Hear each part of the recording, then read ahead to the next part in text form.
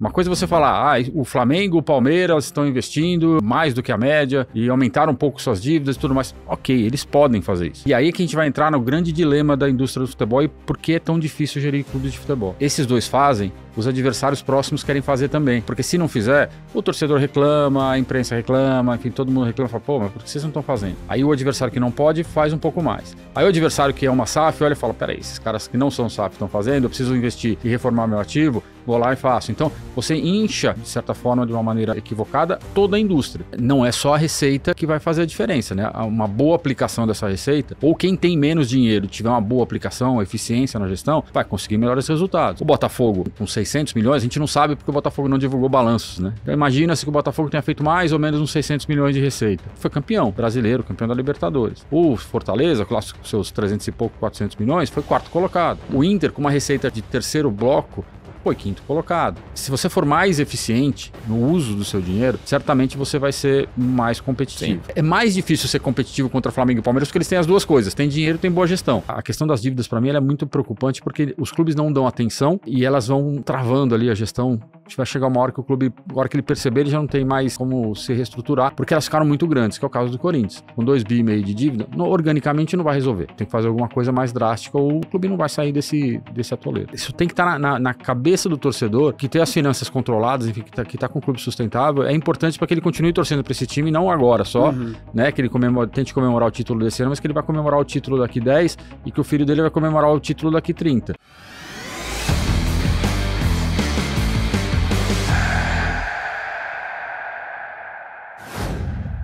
Está valendo! Começa agora o episódio número 48 do nosso Sports Market Makers, episódio super especial aqui, recebendo pela quarta vez o grande César Grafietti, amigo da casa.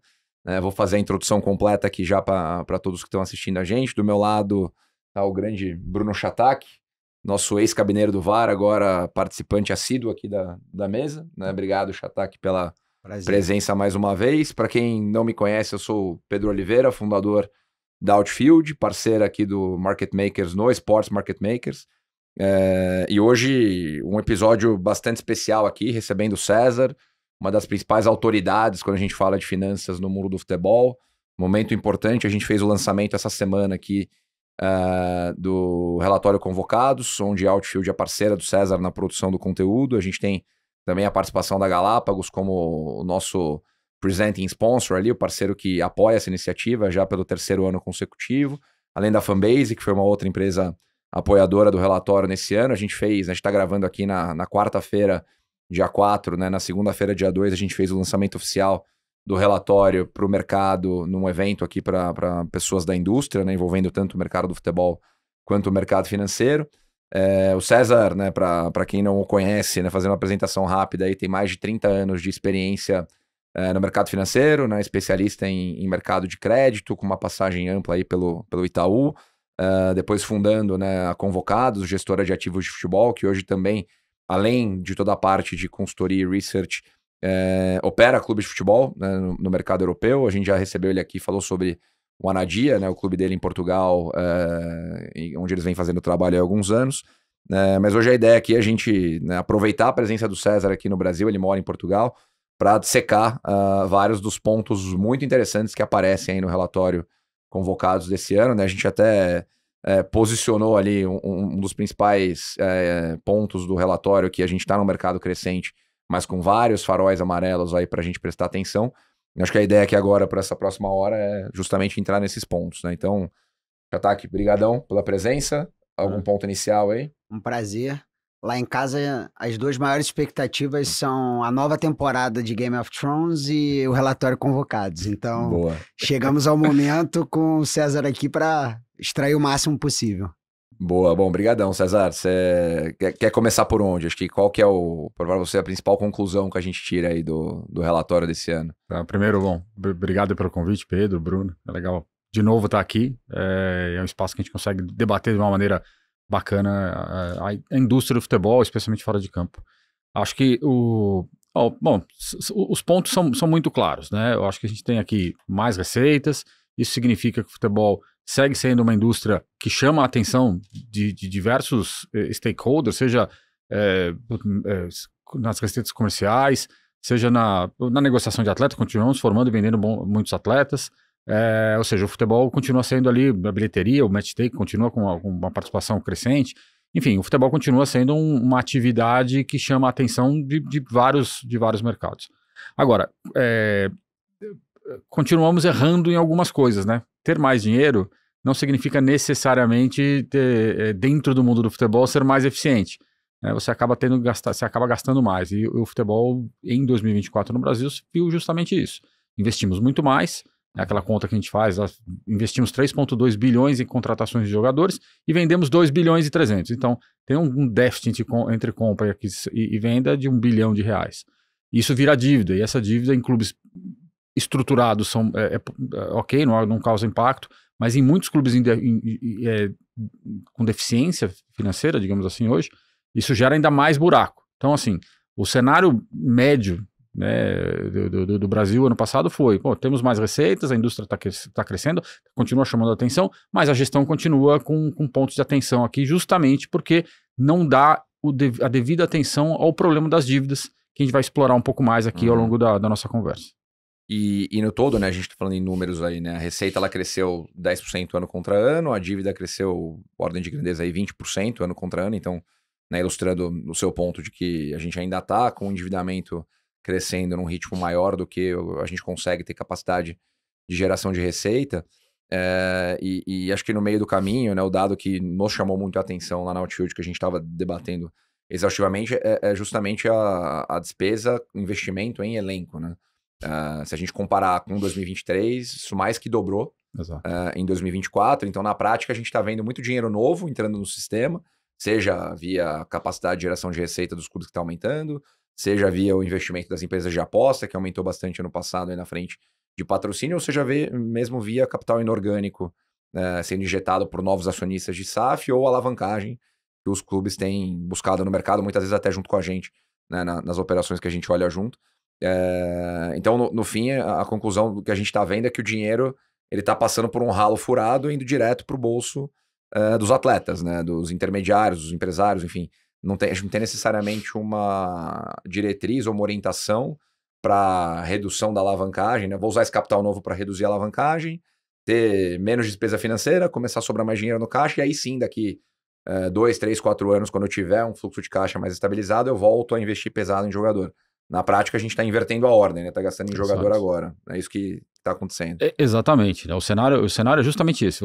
Tanto é que quando a gente faz uma relação entre folha versus receita, essa relação ela continua mais ou menos estável. Ou seja, se eu estou crescendo a receita em 10% e a relação está estável, minha folha está crescendo junto. Então, assim, isso somado ao investimento em contratação gera um problema grave, né? Especialmente em alguns clubes. E aqui a gente tem que começar a separar também joio do trigo, né?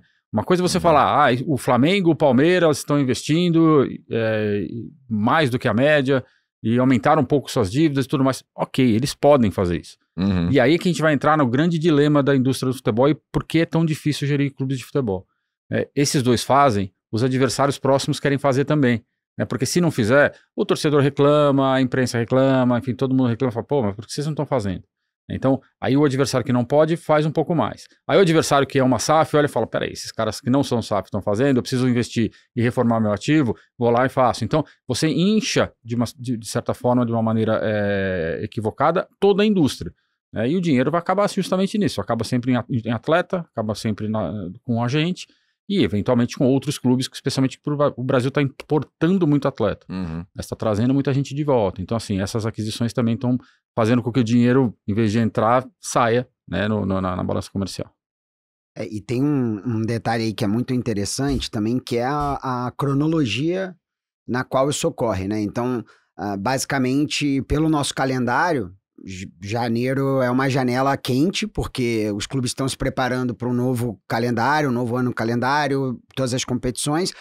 Esse ano a gente viu um gasto desenfreado ali de vários clubes que claramente você falava, olha, tá estranho, todas as operações indexadas aí, até estava conversando mais cedo com o Pedrão, por questão dos juros, né? A curva de juros abriu bastante, questão cambial também, todo mundo indexando as operações em euro, você viu os clubes gastando, só que como a Lei Pelé, ela obriga os clubes a apresentarem um balanço do ano anterior só até o dia 30 de abril, você sabe que os clubes estão gastando, mas você fica desesperado porque você não consegue afirmar que eles estão exagerando. Você vai ter que esperar um ano ainda pra ver. Exato. Então, assim, em janeiro você sabe que o cara tá fazendo errado para em maio você ter a confirmação, né?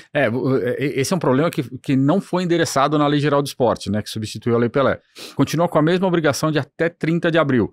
Assim, futebol, eu não tenho que fazer nenhum grande esforço do ponto de vista contábil para fechar um balanço, não tem segredo ali, né? Em 15, 20 dias você fecharia, faria auditoria.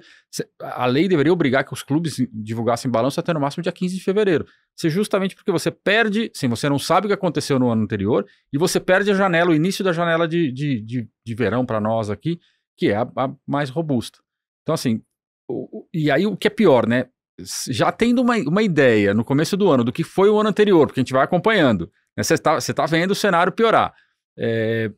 E vendo o início de ali janeiro, fevereiro, você fala, 25 vai ser pior. Então, assim, eu olho, antes de começar a analisar 24, e aí quando começaram a sair os primeiros balanços, porque Palmeiras e Flamengo divulgaram logo, você fala, bom, se com esses dois o movimento foi esse, e a janela de janeiro foi desse jeito, 25 vai ser um desastre, por mais dinheiro que tenha.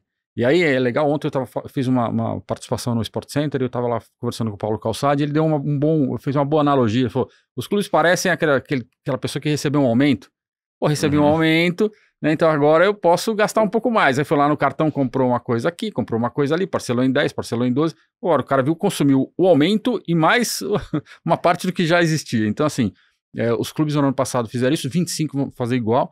Por quê? Porque os caras estão olhando aumento na receita comercial com as bets, né? No relatório eu já tinha feito eu fiz uma avaliação que no ano passado foram mais ou menos 560 milhões, eu acho, 570 milhões de recursos que as bets aportaram na Série A. Para esse ano o número deve bater 1 bi, assim, você tem quase o dobro de receita, e você tem um novo contrato de televisão, onde muitos clubes vão ter um aumento de receita, né? Então já está todo mundo olhando este aumento e já saiu gastando, vindo de um cenário ruim, né, um cenário já de alta de gastos no ano anterior. Então, assim, é explosivo. A gente já pode começar a falar do próximo ano agora, imaginando o que encontraremos. E acho que antes de aprofundar no componente dívida, né, falando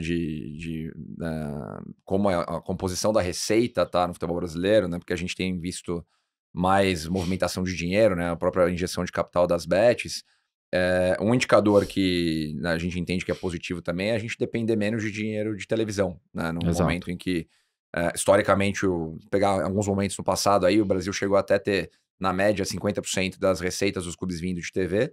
Agora a gente chega a 1/3 disso, né, vindo de televisão, então a composição está mais saudável. Como é que você enxerga, né? Hoje, se não me engano, é 1/3 televisão, 20% vindo de patrocínio, outros 20% vindo de match day B2C, 25% ali vindo de venda de atleta, né? Como que isso se compara com as principais ligas do mundo, quando a gente olha para a Premier League, Bundesliga, La Liga, Série A italiana, Liga francesa? O Brasil hoje tem uma composição até melhor do que a média das ligas, né? Se eu só pegar, por exemplo, na Inglaterra, na Premier League, os clubes grandes dependem menos da TV, mas os clubes pequenos dependem, muitas vezes, 60%, 70% dessa receita vem de TV. Então, assim, a média é uma média que puxa mais para o recurso do direito de transmissão, até porque o volume é muito alto. Então é natural que ele seja uma componente importante. Na Espanha também, na Itália, na França, agora vai diminuir, justamente porque o mercado francês apanhando muito em relação a direitos de transmissão. Enfim, o Brasil acho que tem uma composição muito, muito interessante em relação a a origem das receitas. E aí, até dando um passo para trás, ou completando isso, eu gosto de falar muito da negociação de jogadores, né, das transferências. A gente trata muito mal esse conceito, né? A gente trata corretamente como uma receita não recorrente, porque você nunca sabe se você vai vender 1, 2 ou 10 jogadores, se eles vão sair por 1 milhão ou por 50. Então, você não tem controle sobre isso. Mas a partir do momento que você consiga criar ali um movimento de quase que uma unidade de negócio, de explorar melhor a sua formação e conseguir alocar esses jogadores em mercados que nem sempre são os melhores, mas são mercados que demandam atletas jovens e com alguma qualidade, você vai criar uma certa recorrência. Porque na Europa já é assim. Então, de novo, a gente também erra muito, né? Achando que na Europa ninguém vende jogador. Não, vende muito, né? Isso, vamos descontar aqueles que são famosos por isso, né? Pega o Lille, pega o Mônaco, pega a Atalanta, Benfica, Porto, né? O Sporting, que são os caras que vivem disso. Mas o Real Madrid fatura mais de 100 milhões por ano, o Chelsea ano passado vendeu 350 milhões de euros de jogador, todo mundo vende porque assim, todo mundo forma, tem elencos caros e com jogadores mais velhos. Ou compra barato aqui para revender. Ou compra barato para revender depois. Então, assim, é um ciclo normal do futebol. Agora, o Brasil precisa transformar este ciclo num ciclo mais recorrente. Né? Não, ele nunca será recorrente, mas pelo menos ganhar um pouco mais de recorrência. O Palmeiras faz muito bem isso. O Flamengo consegue manipular, de certa forma, vou usar essa palavra, essa necessidade de venda. No passado vendeu pouco, mas ainda tem os jogadores que pode vender. No começo, agora vendeu o Alcaraz no fim da janela. Enfim, tem ali uma capacidade de fazer uma boa gestão disso. Mas outros clubes não. Então, assim, os clubes precisam cuidar da formação para garantir que este processo seja um processo cada vez mais contínuo, para garantir que, no fim do dia, de 20% a 25% da receita venha de negociação de jogador, que é parte do negócio, né? Você forma, não vai usar 100% do que você formou, mas você não pode desperdiçar, porque custa caro. As categorias de base custam caro, né? O Palmeiras gastou no passado quase 60 milhões de reais. São Paulo gasta ali 30 por volta disso. Enfim, custa caro. Se você não monetizar este investimento, é dinheiro jogado fora.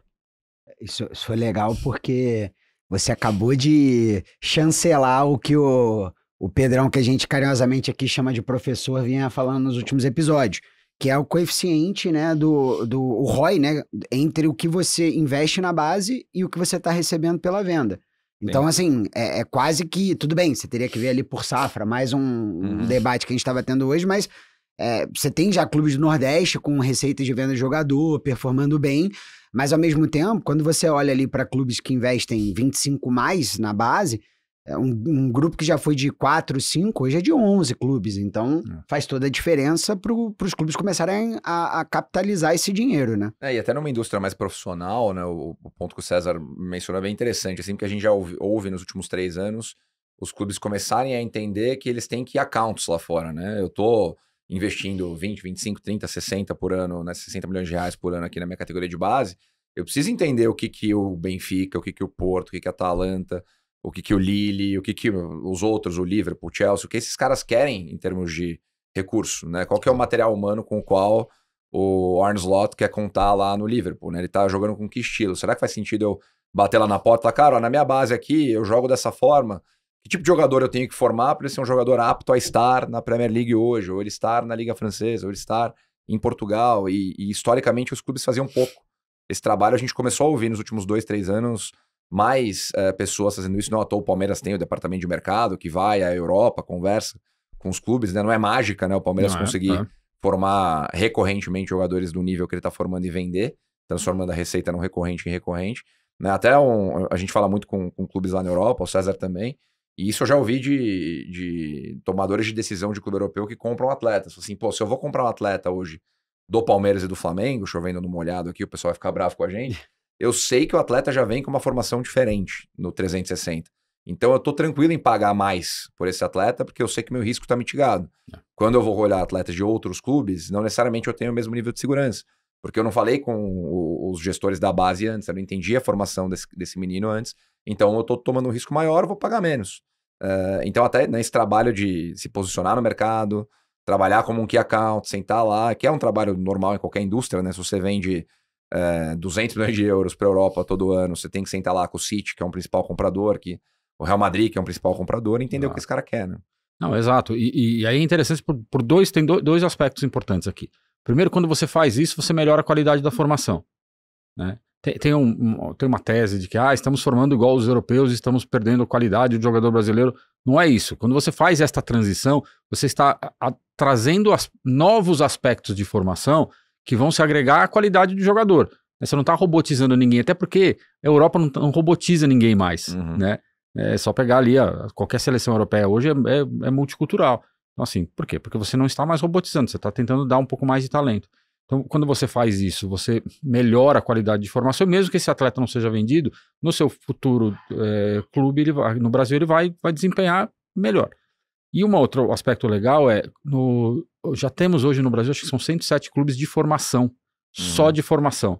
Então tem muita gente pensando só a formação, nem todo mundo olha uma SAF para ter ali só, para buscar chegar na Série A do Campeonato Brasileiro.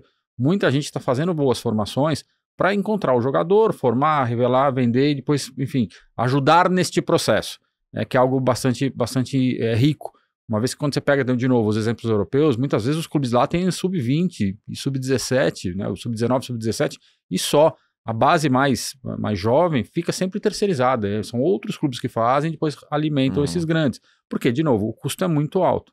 Então, se você tem uma base que começa do sub-0, né, e vai chegar até o sub-20, você vai gastar muito dinheiro, muitas vezes, para desperdiçar, porque nem todo mundo será profissional. Então, a gente precisa organizar um pouco isso para não desperdiçar tanto dinheiro e ser mais objetivo nessa formação.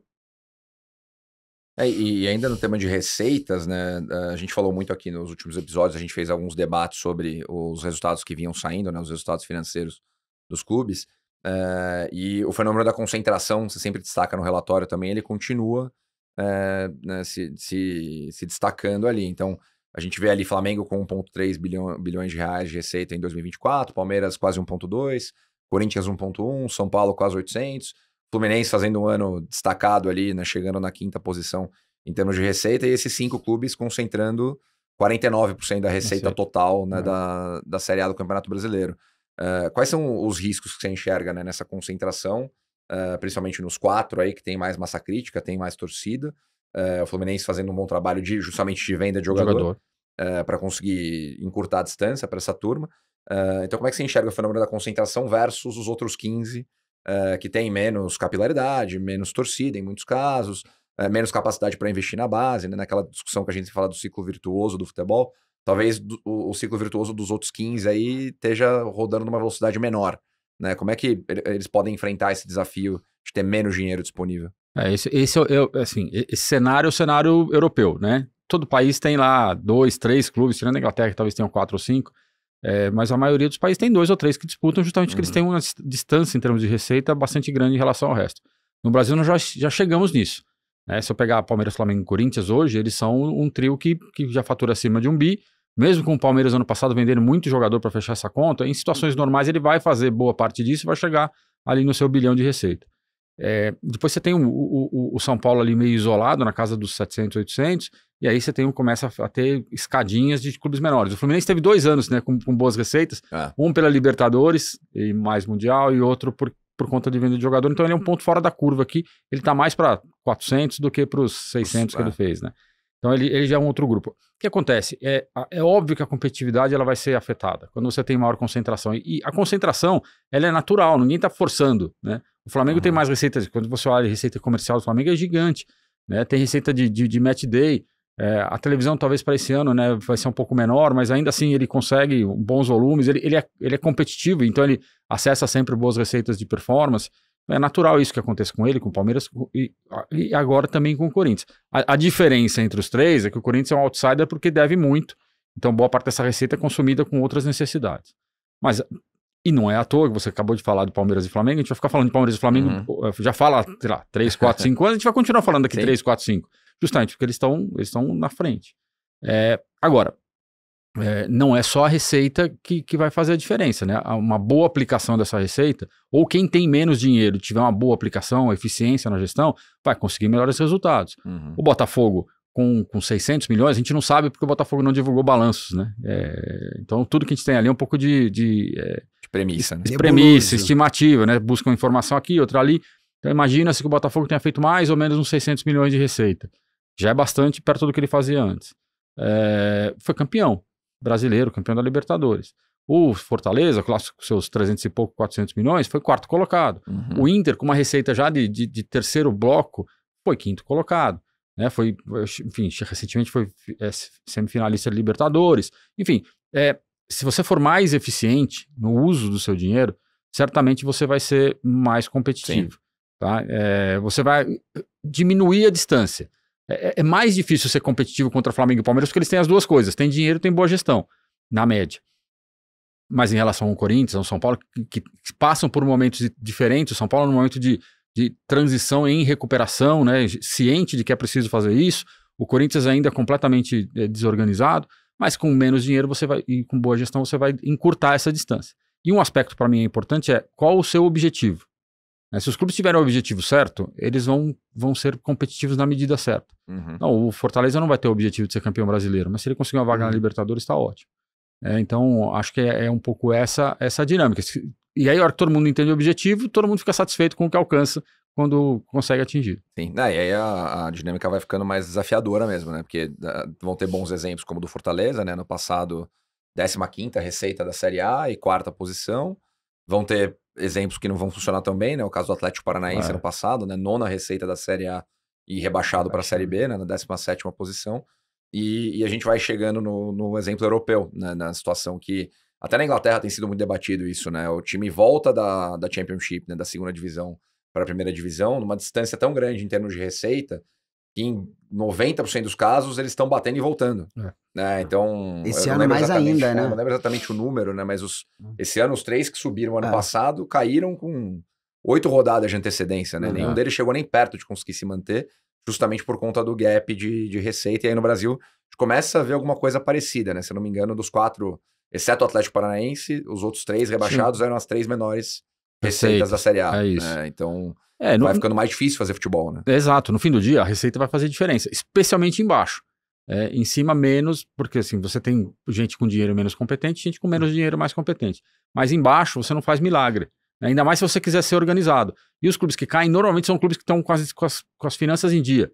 O Fortaleza caiu, tem as finanças em dia, o Atlético Goianiense também está super organizado. São clubes que o Juventude não caiu, mas tem uma boa gestão. Enfim, clubes que estão... O Mirassol, que esse ano, né, disputa o Brasileiro bem. Tem uma receita certamente muito menor do que a maioria. Mas tem ali as finanças em dia. Então são clubes mais organizados que acabam fazendo esse bate e volta. Então, e você acha que esses clubes estão organizados porque, independente da série que eles estão, eles já vão com um plano concreto, né? Ou seja, não começam a contratar loucamente para tentar ficar, ou você identifica alguma outra questão? Eu acho que nesse nível de clube, eles sabem, eles têm essa questão de eu sei onde eu vou chegar. Então, o máximo que não adianta, o cara vai faturar 150, 170 milhões de reais. É óbvio que o dirigente sensato não sabe que não adianta. Primeiro, não vai conseguir fazer um investimento de mais 150, 170, porque não tem nem lastro para isso. Então, assim, o cara sabe que o objetivo dele é tentar permanecer na Série A. Tentar. Então, assim, se ele não conseguir, paciência, bate e volta, bate e volta. É o perfil desses clubes. E eles entendem esta realidade. Então, quando consegue ali, porque sempre vai ter um grande que desanda, quando consegue não ocupar o espaço do grande que desandou, é lindo, né? Faz mais um ano de Série A, continua com receitas altas, se prepara para quando vai cair. Tem despesa controlada. Controlada, você se prepara para que, a hora que eu caio com dinheiro para voltar rápido. Então, viram até um negócio, né? Você sabe que você vai ficar um ioiô. Vai, volta, mas assim, tá sempre saudável. Quando você volta, você já sabe que isso vai acontecer. Isso. Você tá ok. Tá ok com isso. O torcedor entende isso. Nenhum torcedor desses clubes acha que vai permanecer na Série A 20 anos, com um nível de receita que é muito menor do que os outros. Fica usar o exemplo de novo aqui, a gente debateu no último papo que a gente fez, né, falando sobre as finanças dos clubes do Vitória, né, que o presidente Fábio Mota falou publicamente sobre isso algumas vezes, né, que o objetivo no passado era ficar na A, né, conseguiram ficar na A, ainda beliscaram ali uma Sul-Americana e né, conseguiram ter uma competição continental depois de muito tempo, mas com um cenário de tentar não gastar muito mais que arrecada, porque tem capacidade menor, geração de receita, o Juventude também indo para uma direção parecida, e os dois conseguindo se manter. E a gente fala muito isso, né? Quando a gente conversa com clubes que estão ali na Série B em via de subir para a Série A, dando esse tipo de exemplo, falando, né, cara, não troca o pé pela mão quando você subir para a Série A, não emociona, não se alavanca lá, porque aí se você cai sem dinheiro, para você voltar é muito mais difícil. Né? O Atlético Goianiense fez isso muito bem nos últimos anos, de se manter na A com despesas controladas, dar superávit, quando cai com uma folha organizada, com bom investimento para conseguir voltar. Então, tem que ser também, né, é importante esse lado de alinhar a expectativa e conseguir trabalhar a partir disso. Né? Totalmente. O César, que é um assíduo lá do campeonato italiano, sabe? No playoff lá de rebaixamento da Série B para C, esse ano tá o Frosinone, né? Quer dizer, agora teve lá o Brecha, caiu e tudo mais, e a Salernitana, ou seja, os clubes já caindo da A para fazer aquela escada para C, né? Para ser quase direto, né? É isso, porque assim, você perde a mão quando você tá disputando a primeira divisão, você chegou lá, e você disputa querendo permanecer de um jeito artificial, o risco quando você cai é imenso, né? Porque assim, você carrega dívidas, custos e tudo mais, a receita cai muito, então assim, você tem um problema de queda. Agora, quando você é um time organizado, é o caso de novo, falando de campeonato italiano, do Sassuolo. O Sassuolo caiu, tudo bem, tem um paraquedas ali imenso, porque ele passou muitos anos na Série A. Mas voltou sabe, dormindo, né? Porque voltou com 80 pontos na frente do resto. Mas é isso. porque sabe que eu vou aqui voltar rápido, caio, ok, e volto. Então, assim, acho que é fundamental que os clubes percebam esta realidade, especialmente os menores. E acho que no Brasil eles já perceberam. Não tem nenhum clube. O Vitória, você falou do Vitória. O Vitória é um clube que passou por muitas dificuldades. Quando você olha os números hoje, eles ainda estão longe do ideal, mas muito melhores do que estiveram no passado, de uma maneira orgânica. Foi ajustando ali aos pouquinhos, de uma maneira organizada e tudo mais. Acho que na média dos clubes no Brasil, esses clubes de menor expressão, ou clubes que eu chamo de mais regionais, eles têm mais consciência de que se eles se arrebentarem, eles acabam não voltando nunca mais. Risco que correm, por exemplo, clubes como Santa Cruz, Náutico, né, que ficam pedalando ali numa realidade muito difícil, que agora viraram SAF, talvez eventualmente voltem a ocupar espaço. Mas os demais não, estão muito bem organizados e isso chama muita atenção. Eu queria até pegar um gancho aqui, eu queria fazer uma pergunta para os dois, tá? A gente falou do Vitória, mas de uma maneira geral, acho que o Vitória reflete muito isso. A gente vai entrar aqui na dívida, a gente sabe dos percalços, mas uma coisa que me chamou muito a atenção no relatório foi que eu vi vários clubes fazendo o dever de casa muito bem feito, né? O Sica trouxe aqui a competitividade do bem, né? Então, olha como o Vitória aumentou as suas receitas por ter um Bahia organizado, e a gente tem outros paralelos interessantes no futebol brasileiro. Como que vocês estão enxergando? De fato, eu estou correto em ver que essas receitas, não só comerciais, mas as receitas de match day, de sócio-torcedor, eu fiquei bem surpreso positivamente com essa profissionalização da indústria. Queria um pouquinho da opinião de quem está vivendo isso de dentro. Eu acho que a gente sempre bate muito na tecla lá na Outfield, né? Eu sempre fiz essa brincadeira que o futebol é uma das únicas indústrias que você tem a prerrogativa de maltratar o consumidor, ele continua voltando, né? Talvez a única indústria no futebol mundial. Ou no mercado mundial, futebol brasileiro, né? Mas nesse caso, a gente vê melhorias acontecendo nos últimos anos, né? A gente já tem a capacidade instalada, né? A infraestrutura das arenas da Copa, os estádios que foram se modernizando na última década, e nos últimos 3 anos a gente viu um resultado muito positivo nesse sentido, né? O Brasil, se eu não me engano, 22 para 23 teve um primeiro aumento, 23 para 24 a gente aumenta de novo, né? Então 22 para 23 ali 30%, na receita combinada de bilheteria e sócio, esse ano mais 10%, mantendo uma média de público que coloca a gente no top, mantém a gente no top 5 das ligas de futebol no mundo inteiro, né? Até 23 a gente nunca tinha entrado no top 5 de ligas globais, aí com uma média de público de 26, 27 mil pessoas por jogo na Série A do Campeonato Brasileiro, a gente se mantém nesse top 5, então tudo isso se traduz, na minha opinião, numa indústria que hoje entende melhor como eu trato melhor o meu torcedor, como é que eu trago ele para dentro de uma arena, dentro do estádio, dou uma experiência 360 muito melhor, e é um bom indicador, né? A gente ainda está muito longe a gente usa o indicador lá de receita média por torcedor, né? Como você consegue rentabilizar essa relação com o fã anualmente, e ela ainda está muito distante do esporte americano, do futebol europeu, mas é um processo de construção, né? Muito porque, estava num jantar ontem, eu usei esse exemplo, né? A percepção de valor do torcedor de futebol aqui no Brasil, ela ainda é muito inferior a outros eventos de entretenimento, né? Então, se você vai para um show, você vê o ingresso lá 150, 200, 500, R$1.000, às vezes você não se importa em pagar, porque a percepção de valor é alta. Agora, você vai no Maracanã, né, o ingresso a R$50, às vezes você já fala, pô, tá caro, né? Não faz sentido eu pagar pela experiência que é oferecida ali dentro. E acho que ao longo do tempo a gente começa a inverter esse jogo, a percepção de valor de ir no estádio é melhor, né? O acesso via biometria facial, o pagamento, pegar menos fila, sortimento de produto melhor, o espetáculo em campo está melhorando também, né? Com o nível de investimento que está sendo feito. Então tudo isso acho que corrobora com bons trabalhos que vem sendo feito na frente B2C, né, César? Não, eu concordo, acho que e esse é o ponto importante, assim, a indústria está em evolução e está mostrando resultados. É claro, tem falhas, mas a gente começou há pouco tempo, vamos dizer assim, né? Essa construção da indústria do futebol no Brasil, ela é mais recente do que parece, né? Então a gente tem feito bons trabalhos, os clubes estão entendendo o que é importante fazer. Acho que tem muitas melhorias para serem feitas, que elas virão quando você tiver uma liga, quando você tiver um calendário organizado, quando você tiver competições mais interessantes. Então, assim, o torcedor talvez ache R$50 caro, porque ele olha e fala, pô, eu tenho 19 jogos do Campeonato Brasileiro, tenho Libertadores, pô, eu não vou toda hora, então é um evento recorrente, talvez seja caro. Mas se você tiver boas competições, se você tiver um calendário organizado, menos jogos, você vai ter mais interesse e você vai melhorar essa experiência, porque ele vai querer ver os poucos jogos que tem.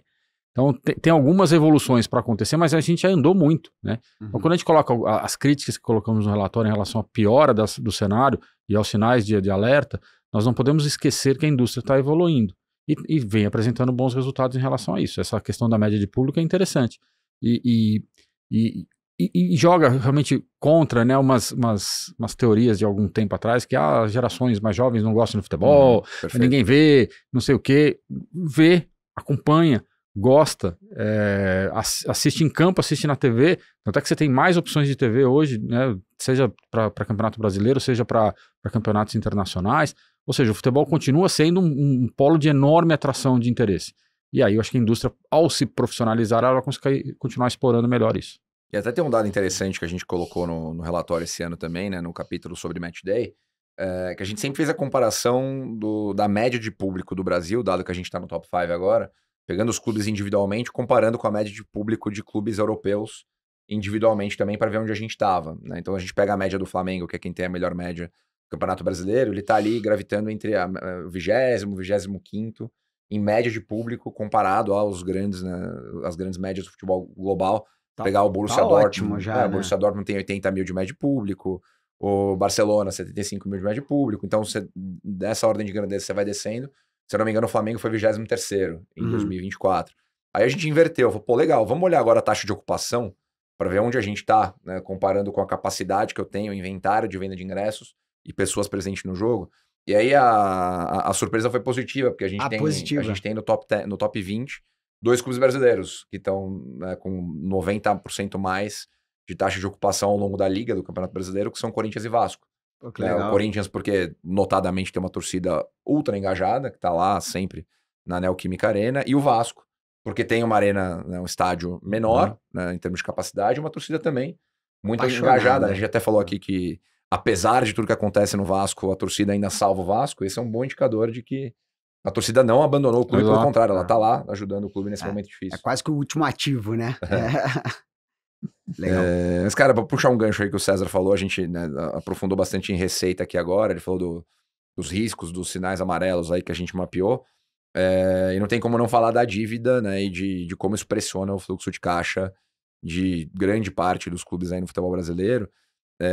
Hoje, acho que é legal explicar a análise que você faz ali, né, de dívida de curto prazo em cima de receita recorrente, como que isso afeta a capacidade de liquidez mesmo dos clubes de futebol, e como é que você enxerga, né, no evento lá segunda-feira até perguntaram pra gente sobre risco de colapso financeiro, se tem algum risco sistêmico. Qual que é a sua análise objetiva sobre isso? Vamos lá, acho que a primeira coisa quando a gente olha a dívida, ela tem que separar em 3 blocos, 3 grandes grupos, né? O grupo que a gente chama de onerosas, né? Que são as dívidas com bancos, com instituições financeiras, até com pessoas físicas e tal. Aí tem as dívidas operacionais, que são basicamente compra de atleta, dívida com clube, dívida com agente, que é grande, né? As comissões são altas.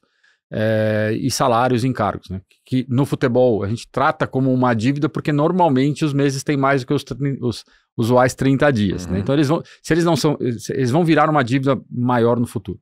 E depois você tem ali acordos, impostos, reestruturações, enfim, os refis da vida. Então, separando em 3 blocos, acho que é importante a gente lembrar o seguinte: muitas vezes ter uma dívida muito alta, uma relação dívida sobre receita muito alta, você precisa encarar ela como que ela está composta.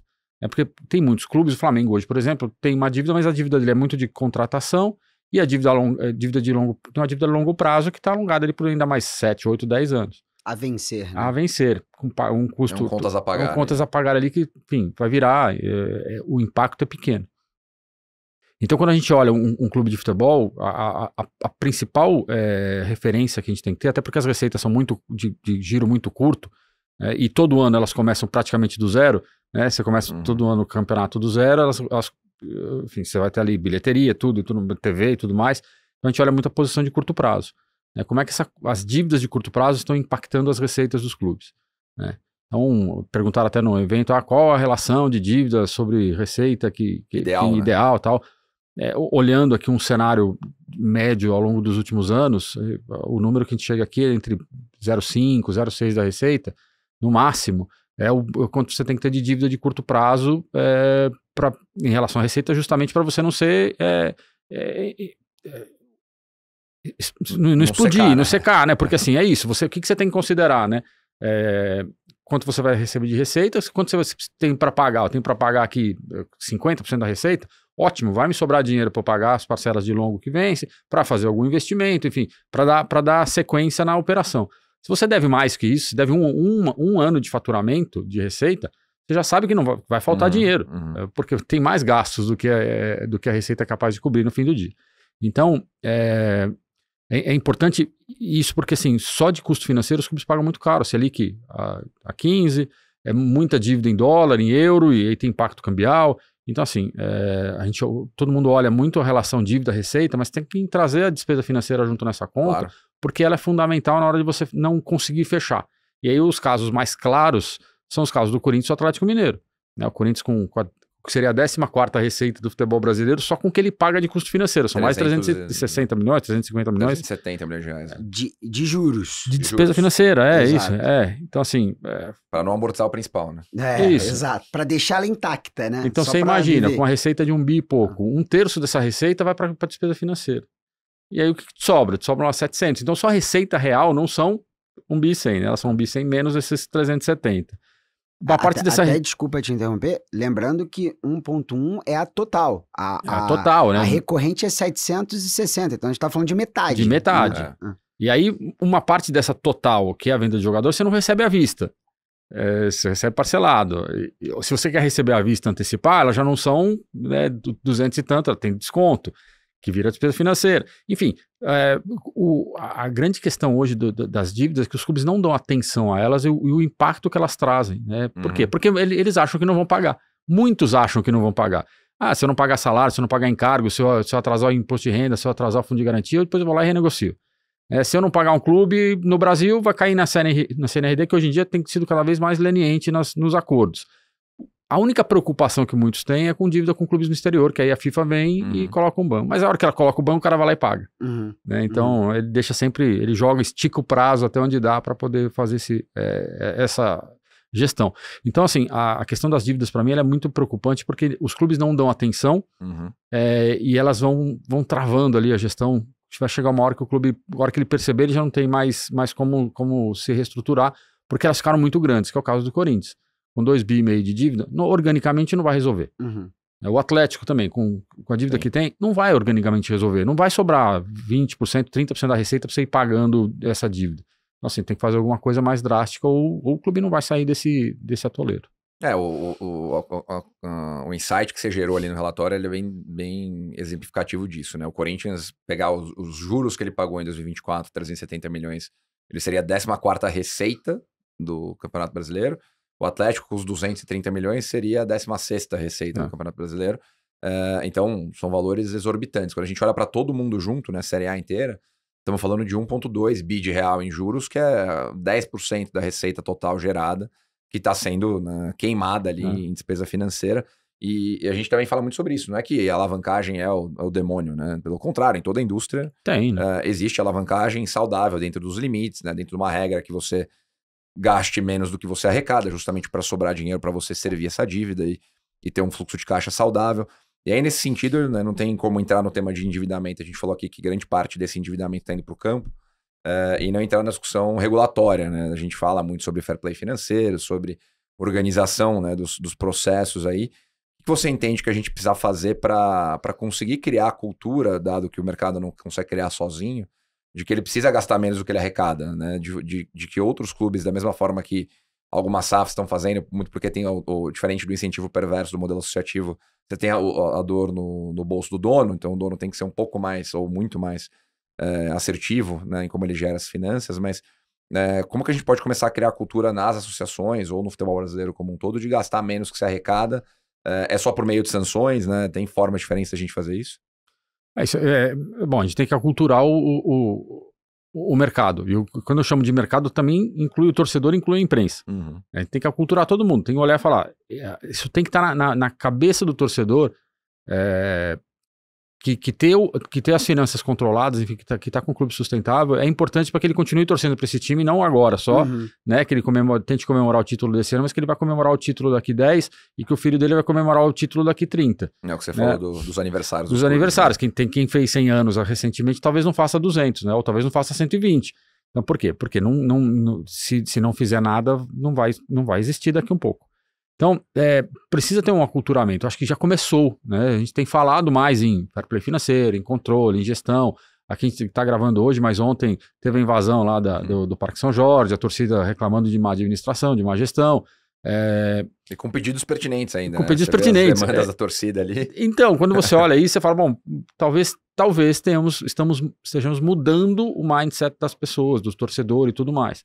Então, quanto mais se falar nisso, quanto mais se mostrar os bons exemplos, melhor, né? Porque quanto mais a gente falar de Flamengo, de Palmeiras, vai falar de Atlético Goianiense, de Juventude, de Cuiabá, quanto mais falarmos nisso, quanto mais alertarmos que não adianta o Cuiabá ser bem gerido e na hora de receber não recebe do Atlético Mineiro, não recebe do Corinthians, não recebe de mais tantos outros clubes, quanto mais se falar nisso, mais fica latente o quão importante é. E óbvio, tem que ter um regulamento, e o regulamento tem que vir de fora para dentro, tem que ser imposto com sanções, com controles, enfim, de forma independente, para que a gente olhe não só o fair play financeiro, mas outras ações. Então, para mim, assim, a gente precisa de uma agência reguladora para que comece olhando o fair play financeiro, que olhe coisas que na Europa é muito comum, como, por exemplo, controlar quem é o dono da SAF, vai vender, vai entrar, quem é? Se tivessem feito uma análise minimamente criteriosa da 777, não teriam nunca aprovado, né? Avaliação de perfil, Avaliação né? de perfil. Eu que estou lá fora, eu acompanho todos os problemas que eles tinham nos clubes locais, né? Então será que se você tivesse uma regulamentação, esse cara seria aprovado? Provavelmente não.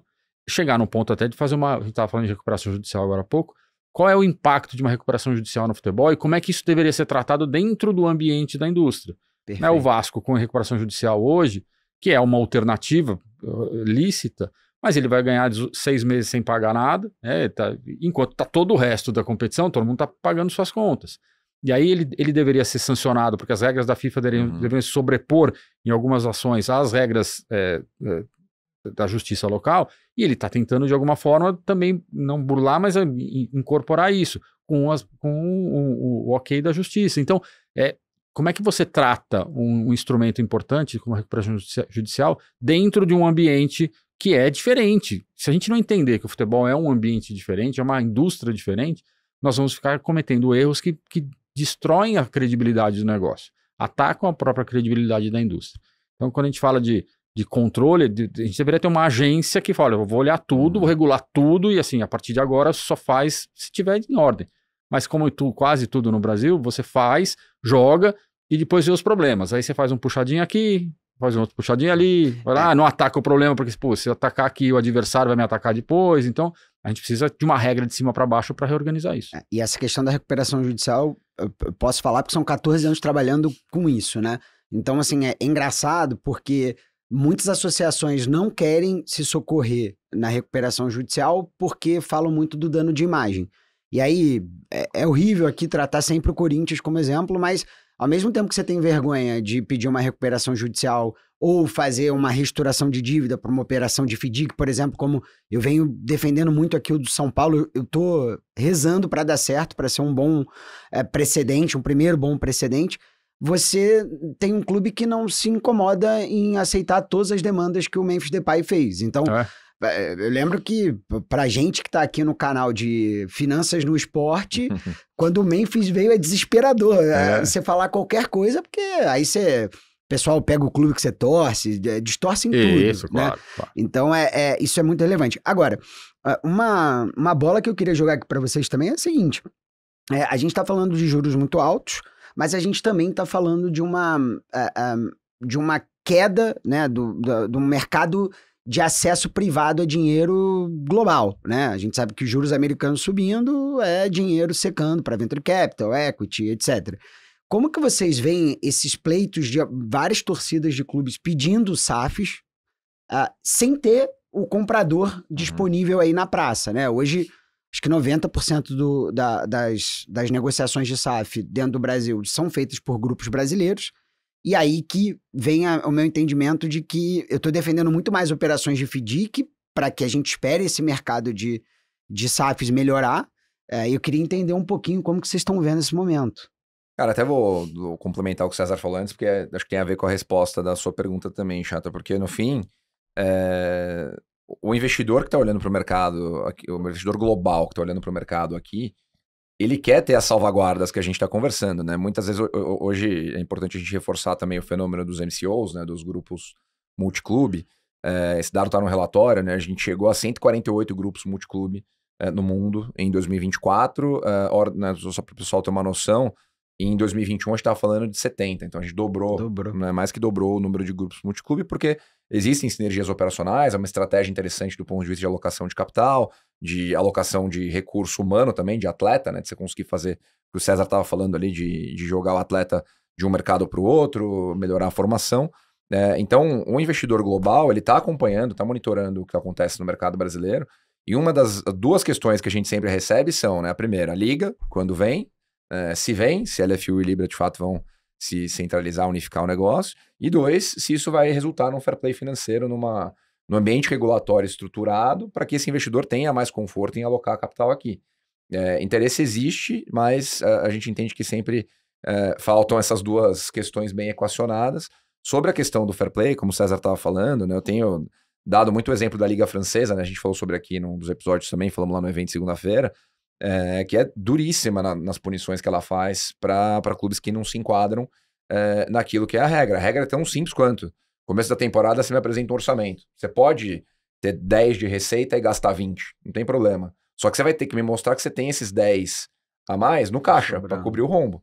Se você não tiver, eu vou te rebaixar no fim da temporada. Tão simples quanto isso. Por isso que o Textor, em dezembro, o Lyon sofreu um rebaixamento preventivo, porque ele estava com essa queima de caixa e ele não tinha o capital em caixa para demonstrar que até final da temporada agora ele ia conseguir tapar esse buraco.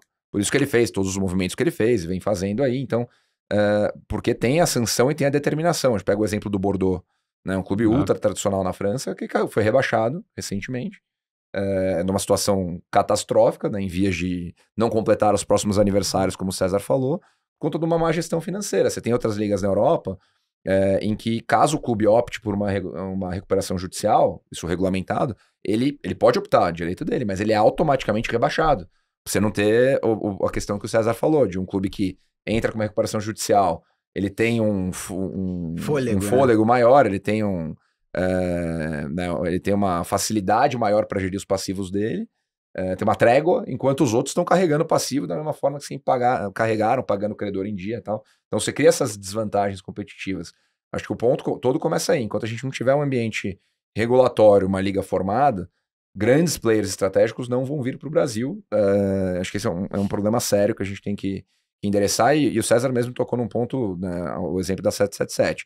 Se a gente for para qualquer liga no mundo, né, no esporte americano, NFL, NBA, NHL, MLB, MLS, La Liga, Premier League, Liga, enfim, independente de qual liga que você olhe, todas as compras de ativo, né, compra de clube, compra de franquia, são aprovadas pela liga. Né, todas, em qualquer lugar. Regulação mesmo. O cara compra um clube, né, o próprio Everton, né, que o Textor também participou do processo lá. Antes do Textor comprar, teve um comprador anterior que foi raquetado pela Premier League. Ele não foi aprovado. Aí o Everton voltou para a mesa. Aí o Textor, né, começou a negociar. Depois a própria 777 tentou comprar o Everton, não foi aprovado. Na mesma época que comprou o Vasco. Então, se você tem uma liga instituída, organizada, a própria liga pode evitar que essas coisas aconteçam quando ela aprova ou não um comprador. Porque ela defende o produto, né? E isso, a visão da liga é essa, é defender o produto. E a hora que você defende o produto, talvez hoje o maior impacto de uma liga nem seja aumentar a receita tão rapidamente. Até porque o contrato de TV foi feito agora, são 5 anos, não vai crescer mais. Receita internacional é ínfima, vamos lá, né? Tirando Premier League e La Liga, ninguém faz muito dinheiro com receita internacional. Mas se você controlar o produto, você vai atrair outros valores. Você atrai investidor, né? Você busca alternativas de mercado, você permite que eventualmente você encontre soluções para resolver problemas de dívida através da estrutura da liga, como acontece na Espanha. Enfim, a Liga vai gerar valor a partir do produto que é o Campeonato Brasileiro. Então, ela é fundamental para voltar a atrair o interesse do investidor estrangeiro. Ele olha o Brasil com interesse, mas ele olha ao mesmo tempo com medo, né? Porque assim, é um mercado onde as regras não são exatamente claras, onde você tem risco jurídico, onde você tem um monte de outros aspectos que te atrapalham. E aí você olha o Vasco ou o Corinthians, por exemplo, que pedem lá uma reestruturação na CNRD, o Corinthians. O Vasco pede uma recuperação judicial. Ato contínuo, o Corinthians contrata o Dorival e o Vasco contrata o Diniz. Não me interessa quanto eles ganham, eles merecem ganhar isso e mais um pouco, mas é isso que você espera de alguém que está num processo de renegociação de passivos? Ou não, ou enxugar a folha, cortar custo. E se você não tiver este processo, de fato, a Liga deveria ser o instrumento ou o veículo para organizar isso. Lembrando, o Cuiabá vende o Ranieri em 2024 porque precisa fechar as contas, não recebe pelo Ranieri e é rebaixado em lugar... O Ranieri titular do Corinthians. Então isso de fato, assim, é o exemplo exatamente do que você está falando, né, César? Exato.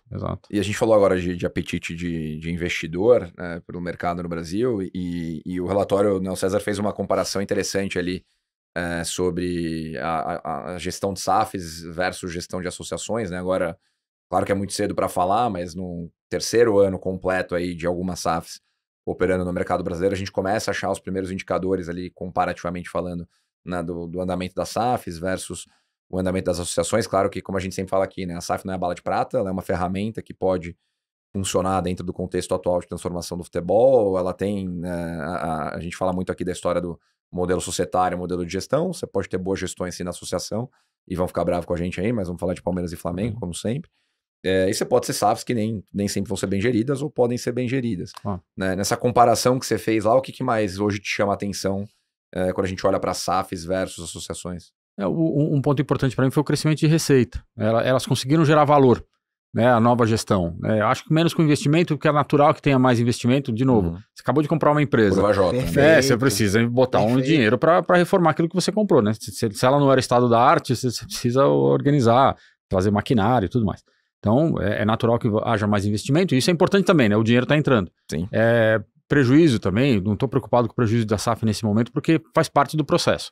Agora, trazer mais receitas foi importante, né? Você mostra que, de fato, você teve um salto justamente porque o torcedor entendeu que há uma melhoria na qualidade do ativo, né?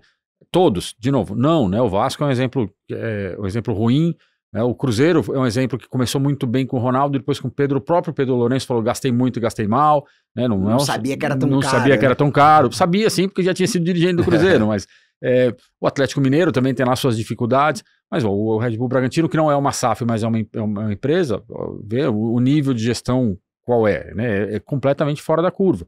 O Bahia, com todos os números ruins, né? Vem um monte de gente reclamar, o Bahia com prejuízo, com não sei o quê, com EBITDA negativo, mas faz parte do processo de reestruturação. É a minha top pick. E cresce a receita de uma maneira importante. Então, acho que o crescimento de receita, para mim, foi o maior ponto. Assim, você mostra que a gestão foi capaz de aumentar o valor do ativo, considerando que um valuation mais rasteiro é um múltiplo de receita. Então, de cara, uma boa parte dela já conseguiu isso. E o Bahia foi quem mais aumentou, né? Proporcionalmente falando. Foi 60% de aumento de receita. Lembrando, foi o clube que pagou 300 milhões de reais antes de ir a mercado contratar, como fez agora nessa última janela. Isso. Então, além de ter aumentado a receita, algo que realmente deu o carimbo de confiança é que ele foi pagar a dívida da associação. Isso, que aí, Bruno, é uma coisa interessante. Quando você faz um processo organizado, né, a SAF do Bahia não precisava acontecer por urgência, ela precisava acontecer por planejamento. É uma oportunidade, falou, agora eu vou aproveitar essa janela, o Belintani foi muito inteligente nisso, vou aproveitar essa janela, vou buscar um parceiro correto e vou levar o Bahia para um outro patamar de fato. Então, a construção dessa negociação foi justamente, paga minha dívida. Eu não quero mais problema com dívida, e aí a partir daí eu tenho a segurança de que o negócio vai andar. Então foi isso. Então vai, paga a dívida, zera os passivos e começa de novo. Os outros não, os outros compraram as SAFs em dificuldade, olhando assim, eu vou depois pedir uma recuperação judicial, fazer um acordo, enfim, aí eu vou ganhar o valor reduzindo a dívida de uma maneira artificial, até porque as dívidas eram muito grandes. Então, o processo do Bahia, para mim, foi o mais bacana de ver, assim, por conta do início dele, né? Ele inicia com com alguém olhando e falando, eu tenho uma oportunidade, eu preciso achar o melhor comprador. Que era o melhor comprador naquele momento, que é um cara que já é do mercado, é um estratégico bastante qualificado, né? Que ninguém vai questionar o Grupo City. Sem entrar aqui, sem jogar confete, mas acho que o processo do Curitiba também foi bem feito. Por quê? Porque o Curitiba primeiro entra num processo de recuperação judicial, primeiro se reorganiza, depois vai ao mercado. Ele entrega um ativo já, enfim, mais qualificado, fala, meu ativo já é melhor do que a média que tem no mercado. Então, assim, é diferente daquele que vai primeiro, eu preciso da SAF para me salvar. Que é o que vai acabar acontecendo nos próximos casos de SAFs grandes, né? Os clubes estão entrando numa situação tão difícil que ou vai virar SAF e isso é a solução, e aí você entrega sempre para um parceiro que nem sempre é o melhor, é o cara que te promete mais, mas nem sempre tem capacidade de entrega, enfim, aquela coisa que a gente já sabe.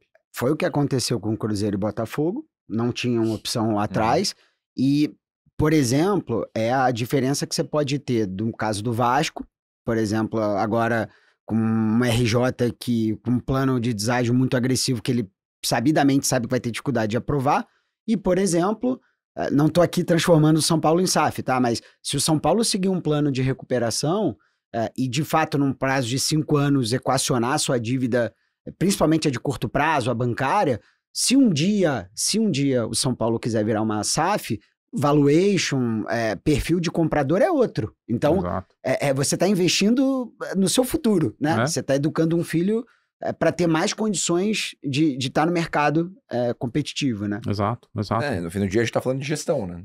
É isso, você não gastar mais do que você arrecada, você gerir a sua dívida com atenção e fazer os investimentos nas unidades produtivas corretas, né? Investir na base da forma que precisa ser investido, que a gente falou no começo aqui de você conseguir alocar os atletas no seu próprio elenco, no seu próprio time, ou vendê-los e fazer monetizar esse negócio. Então, no fim, é gestão, né? E até trazendo para a gestão, César, um ponto que a gente queria ouvir de você aqui é, olhando para os 20 clubes de Série A e os 20 de Série B, você também analisou eles, né? O que te chama a atenção positivamente em termos de gestão, fora de Palmeiras e Flamengo, que são as barbadas aí que a gente sempre fala, né? Quem que se destacou aí em 2024 que talvez não tivesse se destacado tanto antes? Eu consigo ver, enfim, algumas SAFs, de novo, vou citar o Bahia de novo, mas porque, enfim, é um processo que vem acontecendo da maneira esperada, então acho que é um bom exemplo de uma SAF, mas de novo, é aquela SAF fora do comum, porque tem um cara que é do setor. Mas os clubes regionais, para mim, eles vão bem, né? Como a gente falou, Juventude, Cuiabá, Vitória num processo de recuperação, o Mirassol que subiu, então, assim, é um clube que tem uma boa gestão. O Novo Horizontino que não subiu por pouco, mas também é um clube que tem uma boa gestão. O Goiás que não subiu, mas, assim, apesar de todas as confusões internas que a gente sabe que existem, é um clube que pelo menos é administrado de uma maneira correta. Enfim, os clubes de regionais, para mim, são o grande exemplo de que é possível fazer futebol de uma maneira estruturada. O Ceará, com todas as dificuldades que teve também, me parece, tentando voltar para o trilho. O Fortaleza desandou um pouco ano passado, né? 2 anos seguidos ali com déficit, investindo mais do que deve, aumentando dívida. Talvez tenham sido picados ali pelo mosquito da Libertadores. Vontade de chegar na Libertadores e longe. É muito difícil fazer futebol com a distância que o Fortaleza tem, que você precisa ter um elenco maior, porque é mais desgastante viajar tanto e tudo mais. Mas eu acho que, assim, a gente tem bons exemplos, né? Dos clubes grandes, eu confesso que, assim, acho daqueles 12, tirando os 2 suspeitos de sempre, a gente vê pouca evolução, né? Por mais que o São Paulo esteja tentando, ainda está tentando. Começou, né? Em dezembro, começou, né? Agora, então, assim, a gente vai enxergar esses efeitos no médio e longo prazo, e os outros eu vejo muito pouca capacidade e vontade de se organizar, com atenção a 2 estados importantes, né? O Rio Grande do Sul, com Grêmio e Inter, porque um puxa o outro. E eles não estão fazendo os seus deveres de casa da maneira que se espera, né? Porque tem investido um pouco mais do que deve e tal, enfim, mas eu acho que eles estão aquém do que poderiam se entregar. E em Minas, onde você tem as SAFs mineiras, onde um puxa o outro pelo contrário, né? Eu vou gastar mais agora, o vizinho gastou, eu vou gastar mais bolso, se o Atlético gastou tanto e foi campeão, eu preciso fazer isso no Cruzeiro. Então, com um pouco de atenção. Mas o que me chama a atenção positivamente são os clubes menores, mais regionais, que têm essa visão de que a gente já falou agora há pouco, mais clara, assim, ó, tá bom, é esta forma de fazer, é isso que vai me tornar sustentável, e se eu não ficar na primeira divisão todo ano, mas ficar 1, 2, cai, 1, 2, cai, tá certo, para o meu negócio funciona. É muito legal.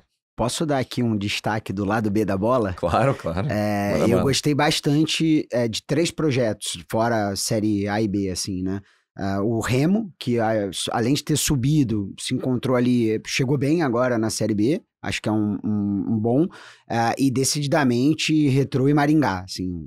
O Maringá, para mim, foi o trabalho de maior destaque do ano passado, não só por ter conseguido o acesso, ter feito tudo que deveria fazer, mas principalmente como se posicionou num projeto de longo prazo. Que aí é justamente, pode ser que eu demore para subir, pode ser que eu vá oscilar, mas olha como o trabalho ali de formiguinha, tijolinho por tijolinho faz diferença.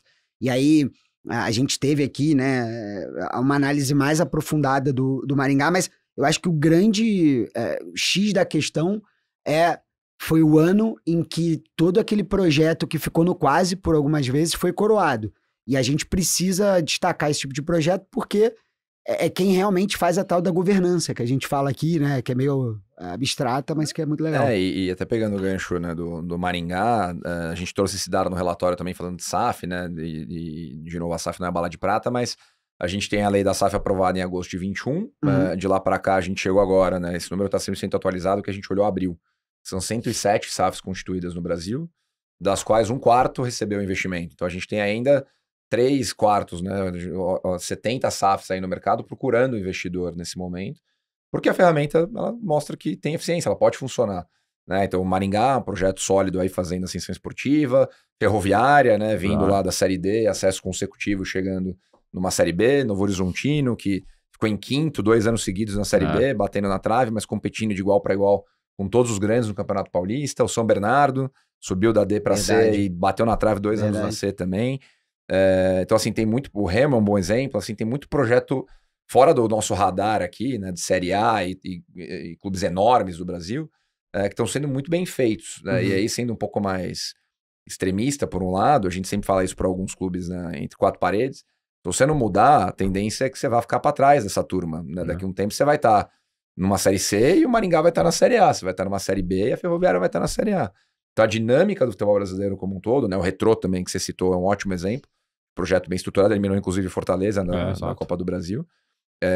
Então assim, a dinâmica está mudando, se os clubes, alguns dos exemplos aí que a gente vai citar agora de quem não está fazendo as coisas tão bem, não se mexer, a tendência é que a distância encurte cada vez mais e quem sabe no futuro próximo sejam até ultrapassados, né? Foi até o que o César falou no primeiro episódio, né? Quando ele citou o Bahia e o Vasco, né? Exato. Quem você espera que vai chegar primeiro, né? E quem você esperava 10 anos atrás? É isso. Mudou. É só ver o comportamento do próprio torcedor do Vasco. Ainda que ele apoie muito, se você olhar as pesquisas de torcida todas, o Vasco brigava ali pelo 3º lugar. Hoje já caiu, tá brigando ali mais para baixo. Você não consegue reciclar a quantidade de torcedores porque você não gera nova torcida.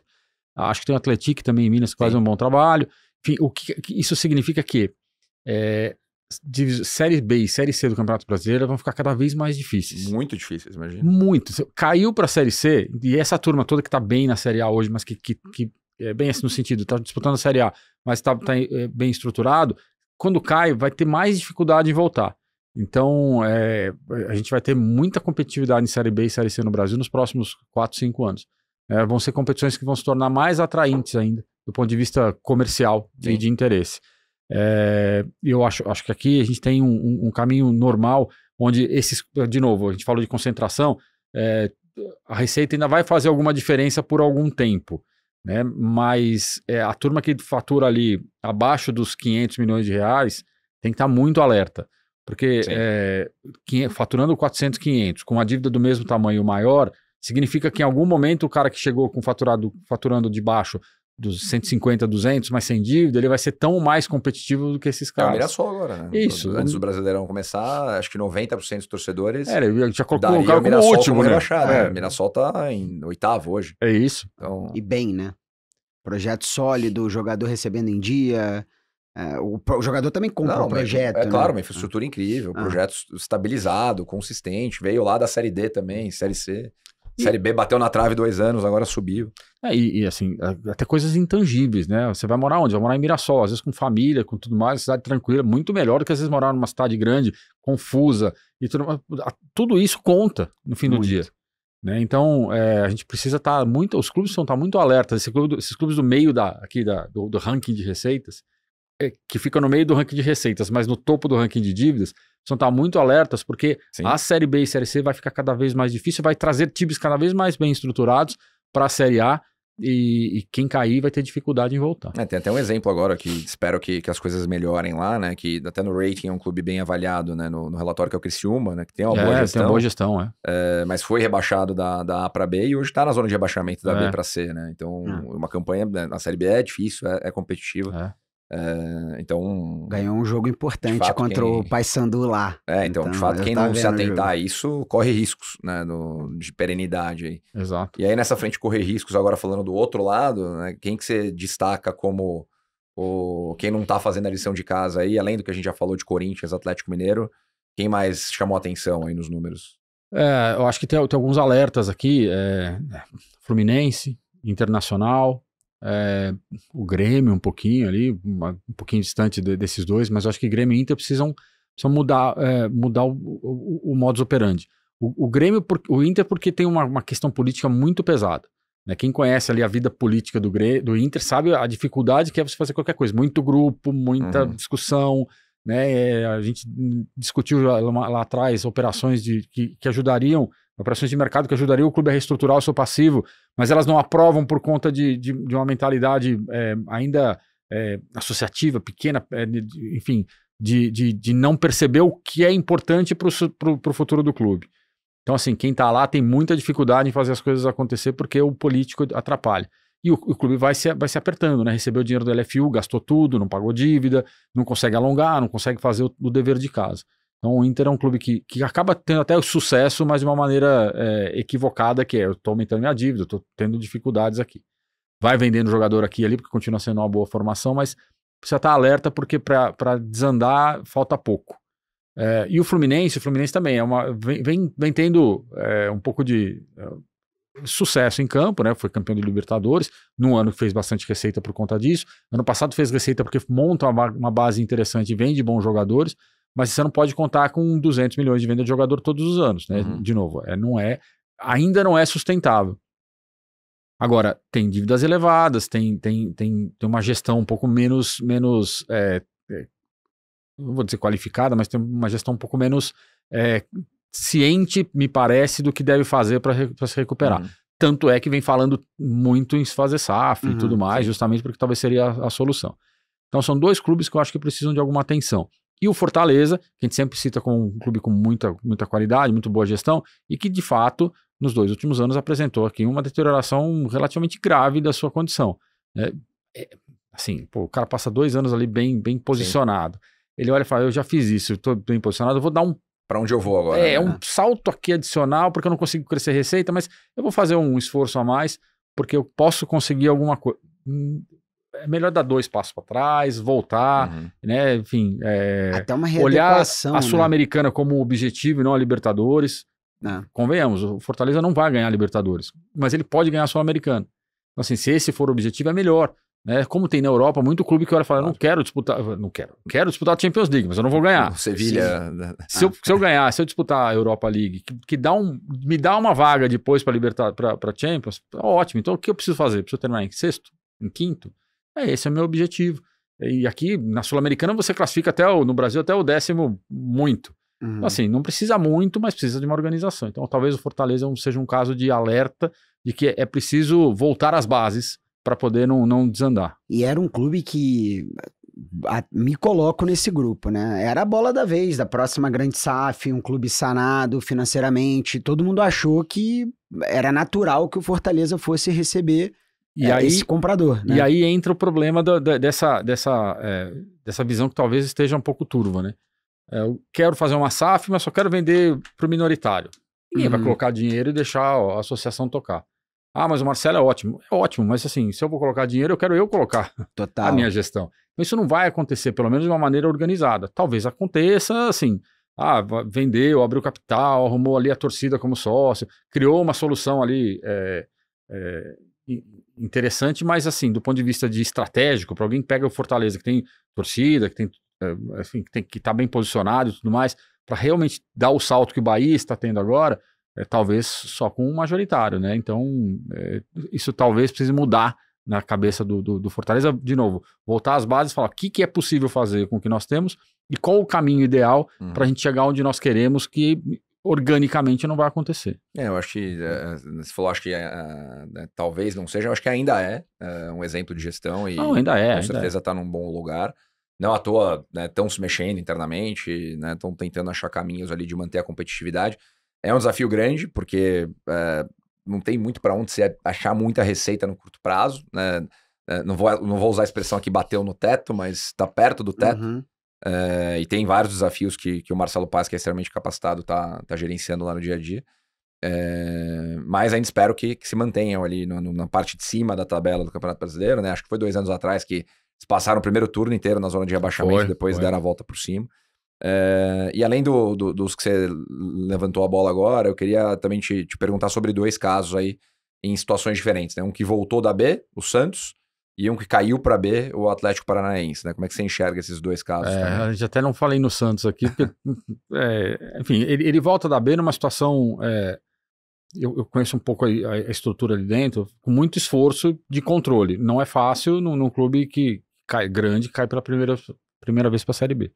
Ele volta, mas volta endividado, enfim, é natural que isso aconteça. E aí entra 2025 numa situação, né, de completo descontrole, né?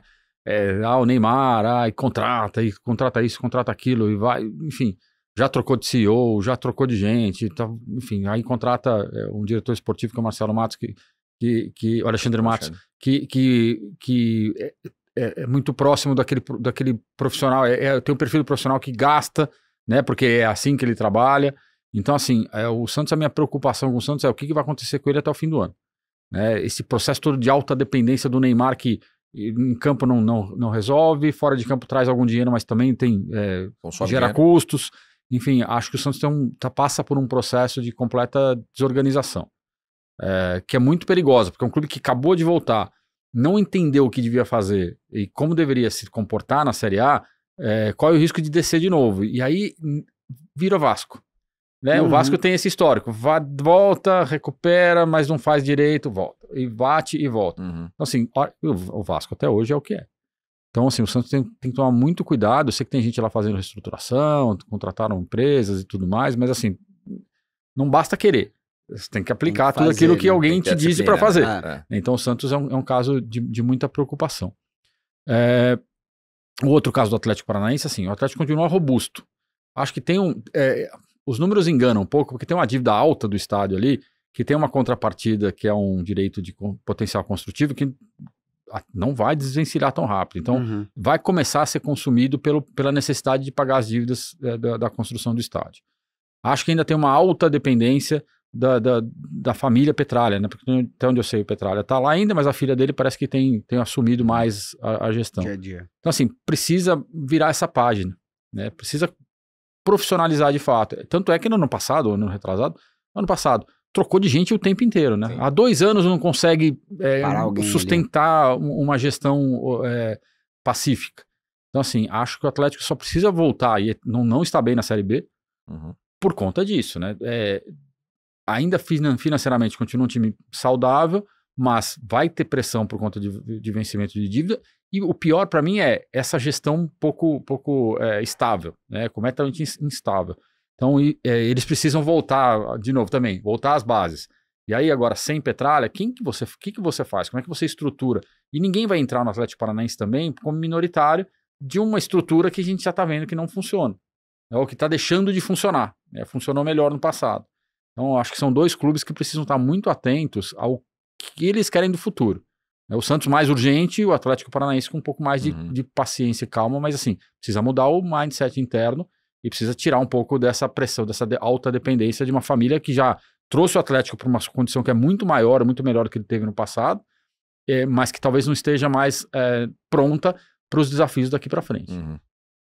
Perfeito, cara. Acho que caminhando aqui pro final do nosso papo, eu queria levantar uma bola também, porque na abertura do relatório você fez uma comparação bem legal com 2014 e 15, né, dos relatórios, está na 16ª edição, então o César faz esse exercício há muito tempo, né? Voltando lá em 14 e 15, você achou alguns paralelos com o que aconteceu em 24, de entrada de dinheiro novo, e esse dinheiro não ter necessariamente destinação correta, assumindo nessa comparação que você fez com 2014 e 15, consegue já traçar um prognóstico pro relatório que a gente vai estar avaliando aqui daqui 12 meses? Dá pra assim, esse primeiro semestre dá para imaginar. Lá em 2014 e 15, o 16 foi um ano onde eu olhei e falei, pô, aqui a gente começa, até brinquei, né, é uma nova esperança, né? Na época tava voltando Star Wars, eu sempre usava umas referências, foi uma nova esperança e tal. Porque é isso, pô, a gente tinha visto 2 anos muito ruins, e aí 16 começava a aparecer assim de fato, e foi, né, foi um ponto de inflexão, e aí os clubes começaram a controlar as dívidas, enfim. Palmeiras e Flamengo começaram a dar as primeiras respostas, né? Enfim, aí você olha e fala, pô, peraí, o mercado entendeu, né, os clubes entenderam o caminho. Depois vem pandemia, isso atrapalha demais todo esse processo, mas para 2025 eu não imagino que nós teremos uma nova esperança, a gente só vai confirmar que de fato as coisas seguiram ruins. Exceto ali os pontuais, né? Que eu espero alguma solução. Mas, em geral, o cenário para 2025 me parece tão ruim quanto foi de 24 ou até pior. Então, assim, a minha expectativa é que ao longo desse 2025 a gente consiga implantar pelo menos algum processo de controle, né? Que os clubes comecem a entender que eles serão de alguma maneira avaliados, e que a partir de 26 você tenha um pouco mais de organização para que o número de 26 venha ali pelo menos menos impactante negativamente. Então, para ano que vem, para esse ano aqui, eu não espero, espero mais receita, vai ter mais dinheiro, mas os clubes vão continuar fazendo a mesma coisa, porque já fizeram isso no primeiro semestre.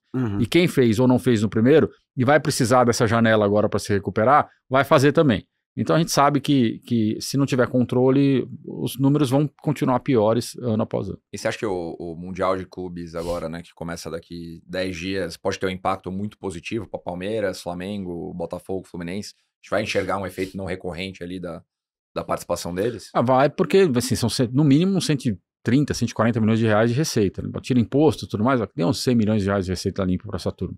É dinheiro. Enfim, um pouco menos de 10% para o Palmeiras e para o Flamengo, mas para Fluminense e para Botafogo é uma baita grana. Então, assim, vai gerar algum impacto, mas assim, como 2 dos clubes já são os clubes saudáveis, para eles, assim, é só mais dinheiro em caixa. Né? Para o Botafogo, talvez seja um dinheiro que ele vai usar para resolver os problemas do Lyon, não vai ficar aqui. Para o Fluminense é mais não recorrente que vai ajudar a fechar o ano e mostrar um número melhor do que o que seria natural. Acho que tenho menos expectativa sobre o intangível, né? Disposição de marca. Sim. Até porque quando você vai. O que é exposição de marca, né? Você vai. Para que mercado? Para o mercado asiático? O horário ajuda? Não sei. Para a Europa, o horário dos jogos, eu fiz essas contas lá para acompanhar os jogos, não ajuda.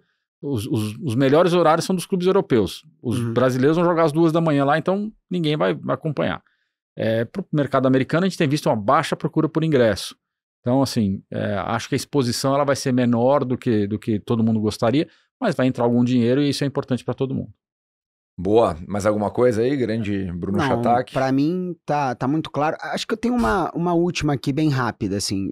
Eu acho que dentro dessa organização de novas SAFs e novas associações, como que você enxerga que a gente possa estar daqui a 5 anos? Né? Porque daqui a 5 anos você vai estar na sua... acho que 17ª participação aqui, então eu vou reportar com o que o César falou aqui hoje, né? Então eu acho que a gente já brincou disso no ano passado, mas como que você enxerga o futebol daqui a 5 anos?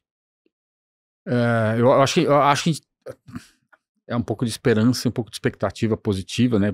Mas eu acho que a gente vai estar melhor. Melhor na medida que a indústria continua forte, com demanda. Certamente a gente vai ter uma liga montada. Aqui, assim, é um pouco de aposta, mas certamente, na minha visão, a gente vai ter uma liga montada. Vai ter controle. Eu acho que até lá a gente vai ter um modelo de fair play estruturado, onde daqui a 5 anos ele vai estar começando a colher os frutos do processo de adaptação. Futebol é futebol. Por mais que a gente veja, tem Kings League, tem não sei o quê, tá bom, isso aqui é entretenimento barato que daqui a pouco volta, todo mundo ignora e vai olhar e vai focar aqui para futebol, porque o futebol é cultura, é aquilo que puxa todo mundo, né? Então, vai continuar sendo um canal de acesso de gente, de interesse de mercado. A gente vai evoluir. Vai evoluir. E vai ter mais SAF, você vai continuar a ver essas SAFs de Série B e Série C crescendo e ocupando espaço de Série A. Então, assim, eu só consigo enxergar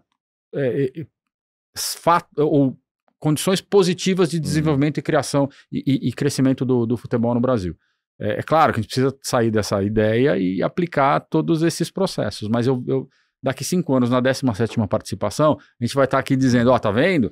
Lá atrás a gente olhou e mostrou que estava ruim, mas a gente tinha uma esperança de que ia melhorar. Melhorou, né? Tanto que no material eu faço umas comparações com as receitas das ligas. Nós ainda faturamos menos de 20% da Premier League, mas nós temos quase 50% da dívida, né? Das outras ligas também, nossa capacidade de faturamento é baixa, mas nossa dívida é muito mais alta. Pô, daqui a pouco a gente vai encaixar. E a nossa receita vai subir, aí tem os aspectos macroeconômicos, nossa renda média esperamos que suba algum dia. Enfim, tudo isso vai levar a uma maior capacidade do futebol brasileiro de crescer e ocupar os espaços que precisa, que pode ocupar, que hoje é a 6ª liga, provavelmente, do mundo, e vai acabar ocupando ali, brigando ali para ser a 5ª, 4ª em algum momento. Perfeito. Uma coisa que é legal, tava até pensando outro dia, né, Pedrão? A gente teve um jogo da seleção brasileira no estádio do Curitiba, né, no Couto Pereira. O estádio do Mirassol, os jogos são ótimos, né? Gramado, qualidade. Se for para Bragança, mesma coisa. Então, o estádio provisório do Bragantino agora é excelente, né? Então, é legal também a gente ver essa evolução, porque de alguma forma a gente melhorou até aqui, né? Então, essa indústria que a gente é apaixonado, que a gente está aqui conversando, ela está evoluindo, ainda que tenha seus gargalos e seus desafios, né? Você vai aumentando o sarrafo, né? No Notfield, o pessoal brinca comigo que eu sou sempre otimista, e você não empreende no esporte, né? A gente sabe bem, se você não for otimista, né? Principalmente no Brasil, mas eu acho que a gente está numa janela de oportunidade agora que a gente nunca teve, né? Com o interesse do investidor estrangeiro, com investimento em infraestrutura, com capital inorgânico entrando, seja via SAF, seja via alavancagem controlada, com a discussão de liga caminhando para uma unificação, para a gente finalmente ter uma liga centralizada, discutindo gramado, arbitragem, calendário, etc, etc, etc. Então, acho que 25 é um ano muito decisivo para a gente conseguir aproveitar toda essa janela de oportunidade e caminhar na direção que o César falou, de ser a 5ª, 4ª, eventualmente até a 3ª liga do mundo, porque potencial para isso a gente tem. As receitas de bolo estão lá, a gente falou na segunda-feira também. O lado positivo de estar começando a fazer as coisas agora é que a gente sabe o que deu certo e o que deu errado. Né? Se pegar a Liga Francesa lá, eu falei que deu certo na Liga Francesa, que é a regulação, a venda de direitos foi uma catástrofe. Então a gente sabe como não fazer uma venda de direitos. Exato. E como fazer um fair play financeiro, né? Só aprender com os caras lá fora. Premier League também tem uma série de aprendizados que a gente pode absorver, esporte americano, enfim. Então a gente tem aqui, por ser o último entrante, nesse caso, né? O último das grandes ligas de futebol a se organizar como liga, a aprender com todo mundo e fazer o negócio de uma forma adequada, que funcione aqui na realidade do futebol brasileiro. Então acho que a gente está num momento muito oportuno e, como otimista que sou, espero que daqui 5 anos a gente esteja falando de uma liga robusta, com potencial de venda de direito internacional, com o mercado europeu consumindo futebol brasileiro, o mercado americano consumindo futebol brasileiro, com os atletas da base podendo ficar aqui um pouco mais, né? O Estevão podendo jogar no Brasil 2, 3, 4 anos e não necessariamente ainda no 2º ano de profissional. Tudo isso é parte do ciclo virtuoso. Então, conforme a gente consegue acelerar e fazer com que outros Palmeiras e Flamengos apareçam, que é o que a gente mais quer, no fim do dia, a gente chegar aqui daqui 5 anos na leitura do relatório e falar, cara, a gente falava só do Palmeiras e do Flamengo, agora tem 12 times que são Palmeiras e Flamengo. Olha que legal. Exato. Estamos fazendo um negócio que nenhuma liga do mundo fez, que é ter um nível de competitividade em excelência, né, lá em cima. Então, a gente tem a chance de fazer isso. Agora vamos ter que trabalhar para chegar lá. Claro. E aí eu adicionaria um ponto. Independente de como foi, mas hoje você tem uma nova gestão da CBF. E aparentemente os sinais são de que eles querem implantar melhorias e mudanças. Então, assim, é tudo que a gente tem ouvido. Então, é mais um ponto de expectativas positivas em relação a essa transformação do futebol, que enquanto você não tem uma liga, mas você tem o gestor do futebol é a CBF, se eles tiverem a mentalidade de precisamos transformar, porque ou o futebol vai parar de alguma forma, ou vai desvalorizar, é positivo. É mais um player aqui, mais um stakeholder tentando ajudar e indo para a direção correta. E nesse ponto, se tem uma coisa que eu aprendi lá com o Thiago Salomão é que o poder ele não deixa vácuo, né? Então, basicamente, eu acho que também tem uma certa necessidade dos clubes criarem essa unificação de liga, né? Mesmo que seja uma liga abaixo das ligas, para justamente aproveitar essa boa intenção da CBF e agora ocupar uma situação de protagonismo, né? É isso. Exato. Então, veja, se os clubes não se organizarem, a CBF vai continuar controlando ali uma série de coisas que ela já se predispôs a ceder, né? Exato. Bom, show de bola, pessoal. Acho que matamos aí todos os assuntos. Agradecer ao César pela 4ª participação dele aqui no Sports Market Makers, né? Já é de casa, então sempre que quiser, portas abertas aí para retornar. Obrigado, Shatak. Valeu pelas ótimas análises aí. Já vou deixar o convite para, em 2030, vocês acompanharem o episódio 452 com a 17ª participação do César aqui. Será um prazer. Show de bola. Obrigadão, César. Obrigado a quem acompanhou a gente aí até agora. É um prazer tê-los conosco. Semana que vem a gente volta com mais. Tamo junto e fomos.